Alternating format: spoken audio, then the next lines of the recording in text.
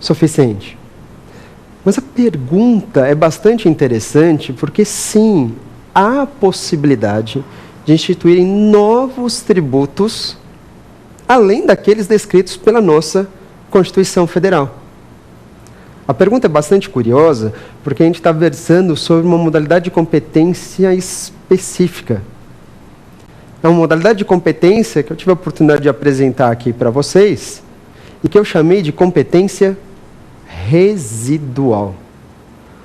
Uma modalidade de competência que pertence tão somente à União.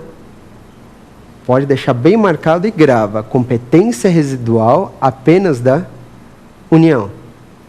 Mais algum ente político tem condições de instituir novos tributos, além dos previstos pela Carta Magna? Qual que é a resposta? Não, professor, de jeito nenhum. Essa possibilidade é tão somente a União. Por força do artigo 154, inciso 1 da Constituição Federal, caberá à União instituir novos impostos. E para fazer isso, para que a União tenha condições de instituir novos impostos, ela tem que observar algumas regras descritas na nossa Constituição. O próprio dispositivo já vai informando que, olha, União, se você quiser instituir novos impostos, você poderá fazê-lo, mas primeiro, desde que seja por lei complementar. Além de ser por lei complementar, a União, ao instituir um novo imposto, necessariamente deverá desenvolvê-lo, descrevê-lo como um imposto não cumulativo. Exatamente aquela não cumulatividade tão conhecida para o ICMS, inclusive para o IPI. Impostos não cumulativos, ou melhor, impostos residuais, deverão vir por lei complementar e deverão ser não cumulativos. Mas bastam essas duas características? Não, a Constituição vai além. Ela informa claramente que os impostos, os novos impostos, além de serem por lei complementar, além de serem dispostos de forma não cumulativa, também deverão ou não poderão ter fato gerador nem base de cálculo dos impostos já existentes. Peraí, que história é essa, professor? Eu vou repetir aqui com calma. Terceira característica importante a ser observada. Os novos impostos, eles não poderão ter fato gerador, nem base de cálculo dos impostos já discriminados. Os impostos não podem ter, os novos impostos não podem ter fato gerador, nem base de cálculo dos impostos já discriminados pela Constituição Federal. O que isso significa dizer? Ora, eu estou querendo informar para vocês que quando a União quiser instituir um novo imposto, ela vai ter que inventar um fato gerador. A União terá que inventar uma nova base de cálculo. Como assim? A União pode instituir um novo imposto usando como fato gerador a prestação de serviços, a circulação de mercadorias, o fato de auferir renda, a propriedade de um imóvel situado em zona urbana, a propriedade de um imóvel situado em zona rural? O que você diz para mim?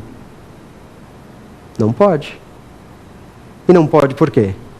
Não pode porque esses fatos geradores todos que eu descrevi já existem para impostos presentes na nossa Constituição Federal.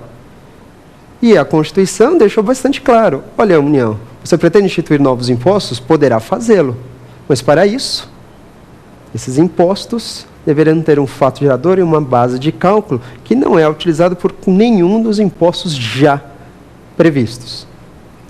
Esses são chamados impostos residuais. E complementando a pergunta, na verdade, o aluno foi bastante incisivo, falou assim, existe a possibilidade de instituir novos tributos, inclusive? Tributos, sim. Porque, além de novos impostos, a União tem condições, por força do artigo 195, parágrafo 4º, de instituir também novas contribuições sociais. Ah, não, peraí, professor, peraí, que história é essa? A União pode instituir novos impostos e, inclusive, novas contribuições sociais. Exatamente. A União pode instituir novas contribuições sociais, mas para isso, necessariamente, também precisa atender a algumas características. Quais seriam essas características? A União instituir novas contribuições também deverão fazer por lei complementar. Essas novas contribuições deverão ser não cumulativas. E no terceiro ponto, essas novas contribuições sociais não poderão ter fato gerador nem base de cálculo idênticas à das contribuições sociais já existentes. Percebeu a diferença entre novos impostos e novas contribuições sociais? Tem uma diferença especial. Impostos e contribuições sociais, os novos impostos e as novas contribuições sociais, têm duas semelhanças e uma diferença. As semelhanças é que ambos deverão ser instituídos por lei complementar e deverão ser não cumulativos. Mas num terceiro ponto, os impostos não poderão ter fato gerador nem base de cálculo dos impostos já existentes. E as contribuições sociais? As contribuições sociais não poderão ter fato gerador nem base de cálculo das contribuições sociais já existentes.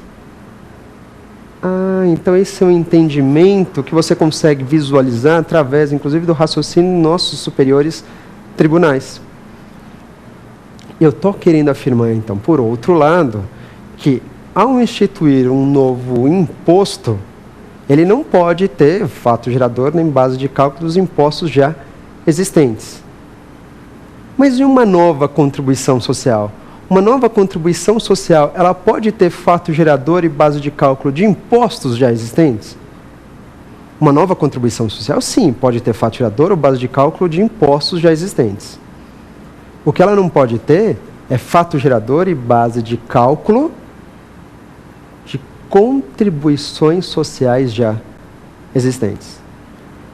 Iguais a de impostos, as contribuições podem ter.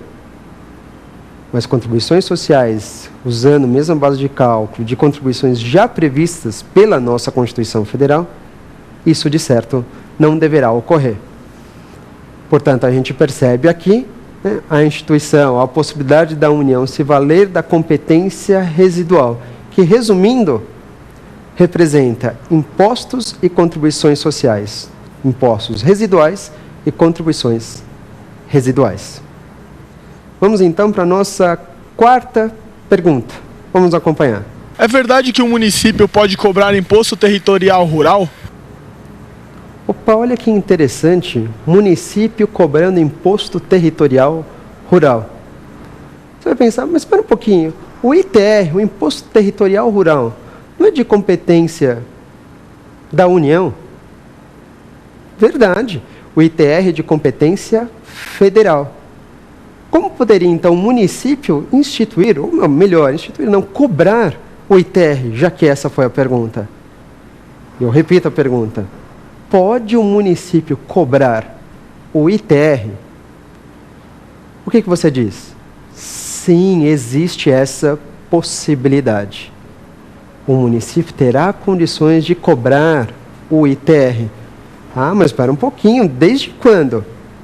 Essa autorização constitucional surgiu com o advento da emenda número 42 do ano de 2003, no dia 19 de dezembro de 2003.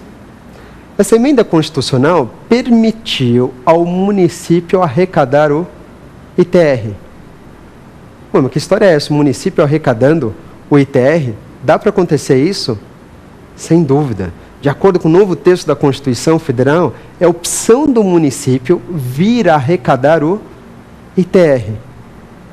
Mas o município arrecadando o ITR, e quando ele passar a arrecadar o ITR, então isso significa dizer que a Constituição Federal transferiu a competência dela para o município? De jeito nenhum. A competência pode ser transferida? A competência pode ser delegada? Lembra? A competência ela é indelegável. Então, o que foi permitido neste caso? Foi permitida a transferência da capacidade tributária ativa. Mas não se esqueçam, a transferência dessa capacidade tributária ativa do ITR em relação ao município é optativa. Ela é opcional aos municípios. Se eles não quiserem instituir ou arrecadar o ITR, não tem problema nenhum.